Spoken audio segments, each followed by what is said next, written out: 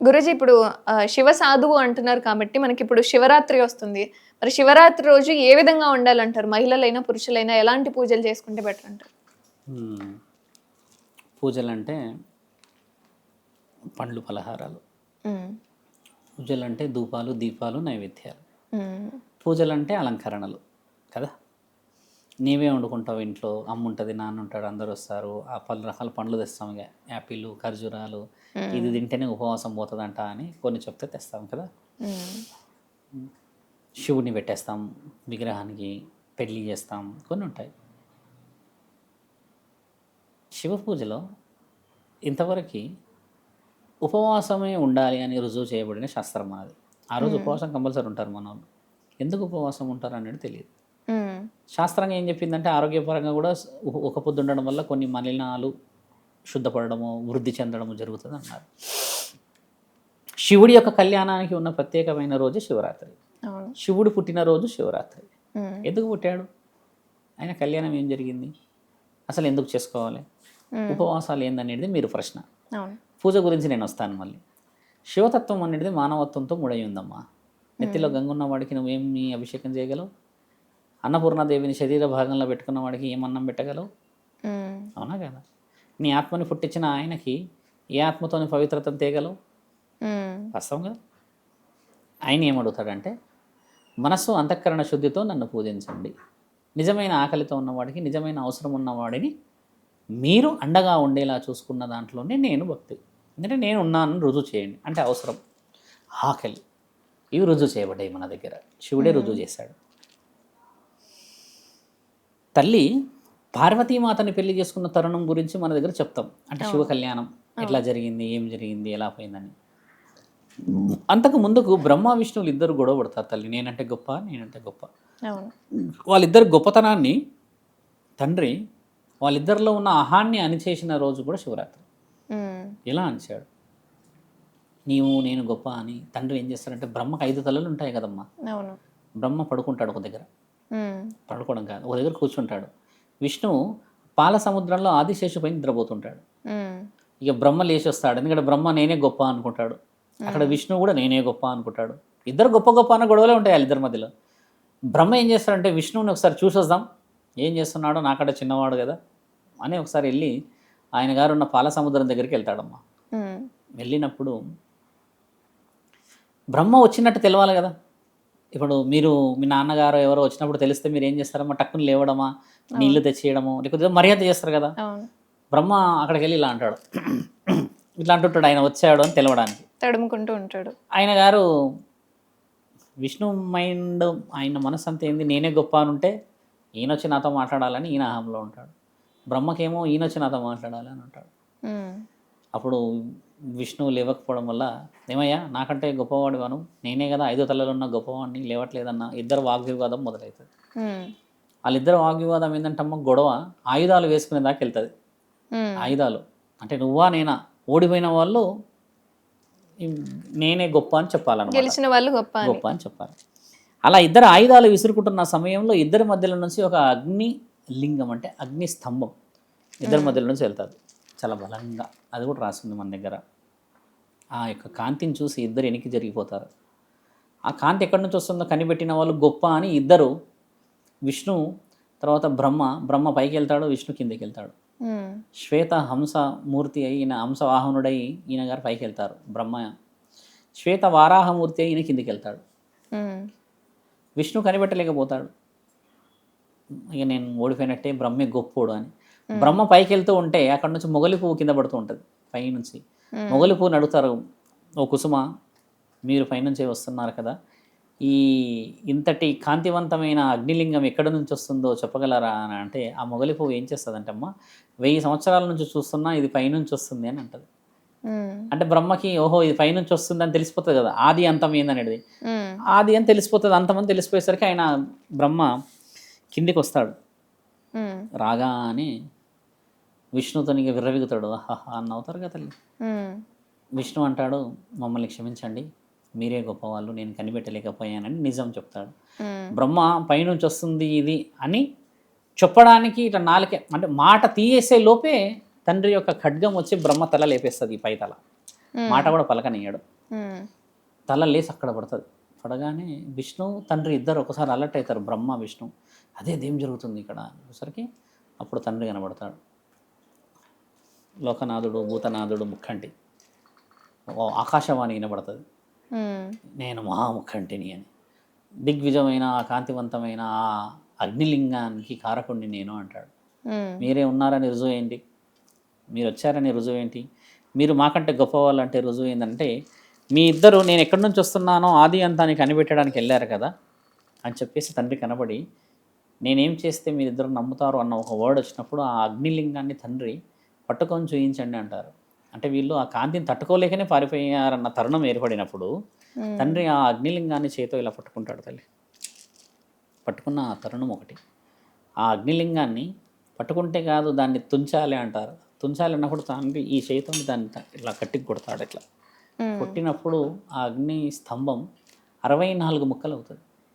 64 ముక్కల్లో 12 ముక్కలు ఈరోజు జ్యోతిర్లింగాలు అయ్యాయి. మిగతా వాటి దగ్గర కూడా పుణ్యక్షేత్రాలు అయ్యాయి. అందులో మొట్టమొదట పడ్డది సౌరాష్ట్ర గుజరాత్లో ఉన్న సోమనాథేశ్వర ఆలయం. అది గాలిలో ఉంది, ఎందుకంటే రెండింటి మధ్యలో నుంచి తెగిపోయింది కదమ్మా, కాబట్టి అది ఇంకా గాలిలో ఉన్న శివలింగం. అది మన దగ్గర ఉంది, అది రుజువు చేయబడింది. అప్పుడు వీళ్ళిద్దరు తండ్రి యొక్క గొప్పతనాన్ని మెచ్చుకుంటారు. ఆహా, ఎంత కాంతివంతము, ఎంత ఆలోచనవంతము, ఎంత నీతి నిజాయితీ, అంత స్పష్టంగా వచ్చాడా, అంత గట్టిగా అంత బలంగా ఆయన చెప్పాడా అని చెప్పి అంతరార్థాన్ని వివరించండి అంటాడు. ఆత్మలింగం యొక్క శక్తి ఏంది అని అంటే, జీవుల యొక్క ఆత్మల్ని కొలువై ఉన్న ఆ ఆత్మలింగం, అగ్నిలింగం 9 నెలలు తల్లి గర్భం కదమ్మా, గర్భం లాంటిది అనమాట. తండ్రి అగ్నిలింగంలో ఆత్మలను కొలువు ఉంచుతాడు ఫిల్టరైజేషన్కి. ఫిల్టరైజేషన్ అంటే ఎలా చెప్పవచ్చు అంటే పరిశుద్ధత. అంటే ఆ ప్రక్రియ 9 నెలలు అయిన తర్వాత దాన్ని తీసుకెళ్ళి ఆత్మలింగంలో వేస్తాడు. ఆత్మలింగం నుంచి ఒక శరీరాన్ని ఇస్తాడు. తల్లి గర్భం లేదు అప్పుడు, గర్భం అనేది లేకుండే. అలా జరిగిన దాంట్లో తండ్రి అగ్నిలింగాన్ని రుజువు చేసిన తర్వాత వీళ్ళందరూ మాట్లాడుకుంటున్నప్పుడు అప్పటికి మొగలి పువ్వు కిందికి వచ్చేస్తుంది. ఆ తరుణం మొగలి పువ్వుని చూసి తండ్రి అంటాడు, అబద్ధాలు ఆడినందుకు ఇకపైన నీవు పూజకు పనికిరావు అని అంటాడు. ఇంతవరకు మొగలి పువ్వు ఎక్కడ పూజలో పెట్టరు. అదొక యాక్చువల్లీ మొగలి పువ్వు ఏంటంటే పువ్వులకి సామ్రాజ్యాధిపతి అనమాట. దాని యొక్క గంధం వెన్నెల రోజు చూస్తే అమ్మ ఆ సుగంధం, అడవిల పాలు, అక్కడ సర్పాలు వచ్చి ఉంటాయంట ఆ సుగంధాన్ని చూడడానికి. దానికి అంత పవిత్రత ఉన్న ఆ మొగలి పువ్వుకే పూజకి విలువ లేదు ఈరోజు. అలా తరుణం అయింది కదా. తండ్రిని వాళ్ళు చూసిన ఆ తరుణంలో బహు ఉత్తమంగా పండగ చేస్తారమ్మ. ఆ పండగని తండ్రి మెచ్చిన రోజు శివరాత్రి. ఇకపైన ఈ రోజు గుర్తుంటుందని. ఇదంతా జరిగింది ఎక్కడ, ఈ శివలింగాలకు సంబంధించింది తండ్రి సంభాషణ అంతా జరిగింది ఎక్కడ, ఎవరు ఏ సందర్భం అని అంటే అరుణాచలేశ్వరంలో జరిగింది. అందుకే అరుణాచలేశ్వరానికి విలువ అంతుంది. మన దగ్గర రాసి ఉన్నాయి ఇవన్నీ. అరుణాచలేశ్వరం సందర్భం అంతా అరుణాచలేశ్వరంలో జరిగింది, అంటే అరుణాచలం తరుణంలో జరిగింది. ఇదొక రోజు కదా. రెండో రోజు బ్రహ్మ ఒక రాక్షసుడికి వరం ఇస్తాడమ్మా, అహం లేని వాడి చేతిలో నా చావు ఉండాలి అని చెప్పి. ఆ అహం లేని వాళ్ళు ఎవరు, ఈ రోజుల్లో అందరికీ అహం ఉంటుంది, కోపం ఉంటుంది కదా. అలా చెప్పిన ఆ తరుణాన్ని మహాముఖంటి యొక్క ఆలోచనని చేస్తాడు బ్రహ్మ. అహం లేనివాడు శివుడే కదా, ఎందుకంటే ఆయన గొంతులో విషం ఉన్నది కాబట్టి విషాన్ని పెట్టుకున్నవాడు అహం లేనివాడే. ఎందుకంటే ప్రమాదాన్ని ఎవరు పెట్టుకోరు కదా దగ్గర, ఆయన ప్రమాదాన్ని పెట్టుకున్నాడు అని చెప్పేసి ఆ రాక్షసుడు ఏం చేస్తాడంటే, నాకు అహం లేని వాడి వల్ల చావు ఉండాలి, మరి నన్ను చంపేటప్పుడు ఆయన గారు వివాహం చేసుకొని ఉండాలి అంటాడు. అయితే ఆ రాక్షసుని చంపడానికని తండ్రి పార్వతీమాతను పెళ్లి చేసుకున్న తరుణం ఉండి ఆ రాక్షసుని పోయి ఒకటి ఇక్కడ చేతులు ఇలా పెట్టి కొడతాడు. ఇక్కడ గుండె మీద ఒక దెబ్బ, ఒక వేట వేయగానే ఆ రాక్షసుడు గూలుతాడు. ఎవరయ్యా నీవు అని చెప్పినప్పుడు తండ్రి గరళం చూపిస్తాడు. గరళ కంఠుణ్ణి నేను, నీలకంఠుణ్ణి అంటే అలా ఎలా మీరు గొప్ప వాళ్ళు అయ్యారు, స్వార్థం మీ దగ్గర లేదా ఉందా రుజువు చేయాలి కదా. గొంతులో విషం పెట్టుకున్న నేను స్వార్థపరుణ్ణి ఎలా అవుతాను. ఒకవేళ అది సముద్ర గర్భంలో వదిలేస్తే జీవరాశులు చనిపోతాయి, అలానే నేను మింగేస్తే నా శరీరానికి ప్రమాదం, కాబట్టి నేను ఇక్కడ పెట్టుకున్నాను అని చెప్తాడు తండ్రి. అంటే ఆయన చాలా ఆనందంగా ఫీల్ అవుతాడు. ఓహో, ఇంత పెద్ద వీరుడి చేతిలో మరణం ఉందా అని. ఆయన గారు బ్రహ్మముడి పడ్డాకని చావు రాసి ఉంటుంది. అలా ఒక రోజు జరిగిన రోజు కూడా శివరాత్రి. పార్వతీమాతని పెళ్లి చేసుకునే రోజు కూడా శివరాత్రి. అమ్మని అంగరంగ వైభవంగా తండ్రి ప్రేమించి, తండ్రి దక్షుడు భార్య ఏం చేస్తుందంటే అమ్మ అల్లుడిని చూడాలని ఇష్టపడతారు స్వయంవరంలో. అయితే దక్ష మహారాజు తండ్రిని ఒప్పుకోడు, అవును. వాళ్ళ భార్య ఒప్పుకోదు. ఆయనతో ఉంటుంది పెద్ద పంచాయతీ. దేశదిమ్మరి ఒళ్ళంతా విభూతి రాసుకున్న వాడితో ఏందమ్మా పెళ్ళి మీకు, అవును. ఆయన పెద్ద భిక్షాటకుడు, ఆయనకి ఏమున్నదని కొన్ని వర్షన్స్ మాట్లాడతారు కదమ్మా. అవును. తిడతారు. ఇలా తిట్టడం చేత పార్వతీమాత ఎంతో కన్విన్స్ చేస్తుంది అమ్మని. కన్విన్స్ చేసిన ఒప్పుకోకపోతే పార్వతీమాత తల్లి ఏమంటుంది తెలుసా అమ్మ? పార్వతీమాతతో ఏం చేసినా ఎలా ఉన్నా ఆయన పెళ్ళికి మాత్రం మహారాజులాగా రావాలి, గుర్రం మీద అంగరంగ వైభవంగా సిద్ధం కావాలి, దుస్తులు వేసుకోవాలి, బాగా వేసుకోవాలి, బంగారం వేసుకోవాలి, అన్నీ వేసుకొని రాజు వచ్చినట్టు రావాలి అంట. రాడు. తండ్రి శివుడు ఇక్కడ విషయం ఉంది. తండ్రి ఏం చేస్తాడు, రాజులాగా సిద్ధమవుతాడు. ఇక వజ్రాలు ఇకంతా ఇక్కడ రాజులు ఎలా ఉంటారు తల్లి, అలా పట్టు వస్త్రాలు అన్నీ వేసేసుకుంటాడు. అన్నీ వేసుకొని అంగరంగ వైభవంగా ప్రమదగానాలతో పాటు వస్తుంటాడు. ఇక ఓ అల్లుడు వస్తున్నాడు అని చెప్పి ఊరంతా ఇక ఎంతో ఆనందంగా ఉంటారు కదమ్మా. ఎదురు చూస్తూ ఉంటారు ఇక అల్లుడు అల్లుడు అందరు చూస్తారు, అల్లుడు ఎలా వస్తున్నాడు, అల్లుడు ఎలా వస్తున్నాడు అని అందరు చూస్తారు. అందరికీ కనబడతారు, ఆహాహా ఎంత అందంగా ఉన్నాడు, ఎంతటి వీరుడు, అబ్బా మా పార్వతికి కాబోయేవాడా ఎంత బాగున్నాడు, అందరూ అదగదగా మెరిసిపోతున్నాయి అని అనుకుంటాడు. ఇంకా ఈ నోట ఆ నోట అత్తగారి చెవులు కూడా పడుతుంది శివుడి అత్తకి. ఆవిడ దబా దబా దబా దబా పరిగెత్తుకొచ్చి చూస్తుందమ్మా. చూసేవరకు తండ్రి చేతిలో భిక్షాటన అడుగుతారు కదమ్మా, ఆ చేతిలో ఉంటుంది భిక్షాటనకి వెళ్ళి ఆ కంచం పట్టుకొని నడుచుకుంటూ వస్తున్నాడు కనబడతాడు ఆవిడకి. అంటే ఓ అమ్మ మీరు అంటుంది ఏంది, ఆయన నాకేమో భిక్ష మడుక్కుంటూ వస్తున్నట్టు కనబడుతున్నాడు, చేతుల్లో కంచం కనబడుతుంది, కాళ్ళకి ఏమీ లేవు, ఆ ఒళ్ళంతా విభూతి కనబడుతుంది, మెడలో పాము కనబడుతుంది, నా వల్ల కాదు నేను చూడండి మీరు అందరు అబద్ధాలు ఆడుతుర్రు అని అంటారు. పార్వతీమాత అంటది, అమ్మ నేను ఇష్టపడ్డా కదా కాబట్టి నా పెనిమిటి నీకు భిక్షగాడలాగే కనబడతాడు అని చెప్పి తల్లి వచ్చి అంటుంది. ఇక్కడ ప్రేమించిన వాళ్ళ తల్లిదండ్రులు ఇచ్చే విలువ ఈరోజు అల్లుళ్ళకి అదే కదా, అదైతే ముమ్మాట కింద కదా. నా తండ్రికే తప్పలేదు ఆ బాధ. తండ్రి వస్తుంటే ఈమెకి బిచ్చగాడిలా కనబడతాడు అంట, అంతే. ఊరూరనేమో వీరుడిలా కనబడతాడు, బిడ్డగా వీరుడిలా కనబడతాడు, బిడ్డని బాగా చూసుకుంటాడు, కష్టం సుఖం నష్టం అన్ని మెచ్చుకుంటాడు. బిడ్డ తల్లికి ఇష్టం లేదు కదా కాబట్టి భిక్షాటకుల్లా కనబడతాడు. ఆయన పెళ్లి జరుగుతుంది కదా, తల్లికి ఎవరు ఏ అల్లుడు గొప్ప కనబడతారు అంటే ఈమెకి ఇష్టమైన వాడు తెచ్చినోడు కష్టపడతారు, కానీ తల్లి మనసులో ఉన్నది ఆయన అని చూడరు. ఈ రోజుల్లో ఆడపిల్లల పరిస్థితి కూడా అదే కదమ్మా. అల్లుడు ఎంత బాగా చూసుకుంటున్నా కూడా వీళ్ళకి నచ్చదు, ఎందుకంటే నువ్వు ఇష్టపడ్డావు కాబట్టి. ఆయన మహారాజా అయినా ఏదైనా సరే ఈయన దగ్గర బానిసలాగానో బిచ్చగాడలాగానో కనబడతాడు అంతే, ఎందుకంటే బిడ్డని ఇష్టపడ్డాడు కదా. అదే ఈమె ఇష్టపడి తెచ్చుకుంటే ఆయన ఎట్లున్నా పర్లేదు, బిడ్డ గొంతుకు ఆయనకి ఇదొక తరుణం మాట్లాడుకోవచ్చు. అలా నా తల్లిని పెళ్లి చేసుకున్న రోజు కూడా శివరాత్రి. 3 తరుణాలు అయ్యాయి. 4వ తరుణం మాట్లాడతాం.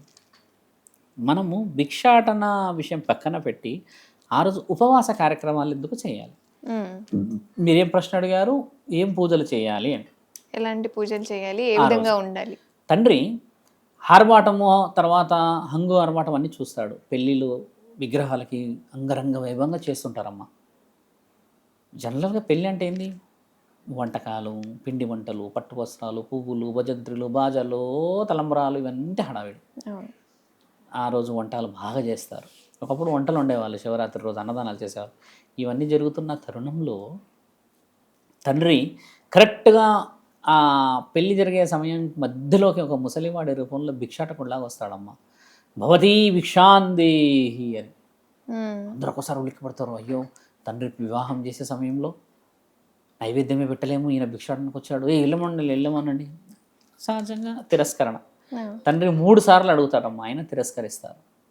తిరస్కరించిన తర్వాత అప్పుడు తండ్రి అడిగే ప్రశ్న ఏంటంటే వాళ్ళని, ఆ భిక్షగాడు మీరు పెట్టిన భోజన కార్యక్రమాలు విగ్రహాలు స్వీకరిస్తున్నాయా? ఆర్భాటం హంగు తర్వాత మీరు రంగురంగుల ఆలోచనలు చేసి మీరు పూజ పురస్కారాలు చేస్తున్నారు, ఇన్ని చేస్తున్నారు కదా, నిజమైన ఆకలితో వచ్చిన వాడికి అన్నం పెట్టలేరా? ఒక బుక్కడు అన్నం నాకు పెడితే మీ శివుడేమన్నా వెళ్ళిపోతున్నాడా ఆ విగ్రహాల నుంచి లేచిపోయి, లేకపోతే మీరు పెట్టింది తింటున్నారా? ఈ ప్రశ్నలు వస్తే ఎల్లో ఇట్లా కొన్ని అంటారు కదమ్మా అనేసి ఆకలిని కూడా వీళ్ళు పట్టించుకోరు. ఆ భక్తి అలా, ఆ భక్తితో ఉండి అసలైన తత్వమే ఈయనకు అన్నం పెట్టడం. నిజమైన వచ్చిన వాళ్ళకి ఆకలితో వచ్చిన వాడు కదమ్మా అన్నం పెట్టాల్సింది, మానవత్వం కదా. అది పెట్టకుండా ఆ విగ్రహాల ఆరాధనని తండ్రి ఏం చేస్తాడంటే, నిజముగా ఆకలితో వచ్చిన నన్ను మీ భక్తి అనే ఆ ఆలోచన ద్వారా నిజమైన ఆలోచన ఉన్న వాళ్ళకి, నిజమైన అవసరం ఉన్న వాడిని చూడలేరు కదా. ఈరోజే మీరు ఉపవాసం అంటే అన్నం విలువ తెలిసేలాగా పొద్దంతా కడుపు మార్చుకునేలాగా ఉండురుగా కానీ శాపం పెట్టి వెళ్తాడు. ఉమ్. వెళ్ళిన తర్వాత ఎలా తెలుస్తుంది ఈయన గారు శివుడే అని అంటే ఆకాశవాణి వినబడుతుంది, వచ్చింది మహాముఖంటి అర్ధనారీశ్వరి తత్వంతో మిమ్మల్ని పరీక్ష పెట్టడానికి, మీ యొక్క భక్తిని పరీక్ష పెట్టడానికి వచ్చాడు అని చెప్తే అందరూ లబ్బోదిబ్బో అని ముత్తుకుంటారు బయటకు వచ్చి. ఆయన గారు వెళ్ళిపోతారు. ఇప్పుడు యాక్చువల్ ఏంటంటే చేయాలి ఇక్కడ, మీరు అన్న భక్తి ఎలా చేయాలి అంటే ఆకలితో ఉన్నవాడికి అన్నం పెట్టాలి. కనీసం సంవత్సరంలో ఒకరోజు పెడితే చాలుగా తల్లి. అవును. ఎందరో ఎదురు చూస్తారు. మనమే పండ్లు తెచ్చుకోవాలి, ఇందాక పండ్లు అన్నది అందుకే. మనమే పండ్లు తెచ్చుకుంటాము, మనమే పండుగ చేసుకోవాల్సిన అవసరమా? కనీసం పండుగ రోజన్నా వెళ్ళి ఒకరికన్నా రోడ్డు మీద ఎదురు చూసే వాళ్ళకో, ఎందరో అనాథలకో ఎన్నో ఉంటాయి కదా, వెళ్ళి పెడితే కనీసం అదొక తృప్తి మనసుకు ఉంటుంది కదా. తండ్రి చెప్పింది కూడా అదే, నిజమైన ఆకలి వాడికి అన్నం పెట్టిన రోజే కదా నిజమైన పండగ నాకు. ఆ దీప నైవేద్య అభిషేకంలో నెయ్యి, పాలు, అమృతాలు, పండ్లు, పలహారాలు అన్నీ పెడితే వృధాగా వెళ్ళిపోతాయి తల్లి చెత్తలో. ఉమ్. అవన్నీ ఇస్తే కొన్ని కుటుంబాలు బాగుపడిపోతాయి కదా. మీరు అన్న దాంట్లో ఏ పూజ చేయాలి ఈరోజు? మీరు చెప్పిన ప్రశ్నలో ఇప్పుడు ఏ పూజ చేయాలి మీరు చెప్పండి. శివ పూజ, శివ పూజ ఎలా చేయాలి?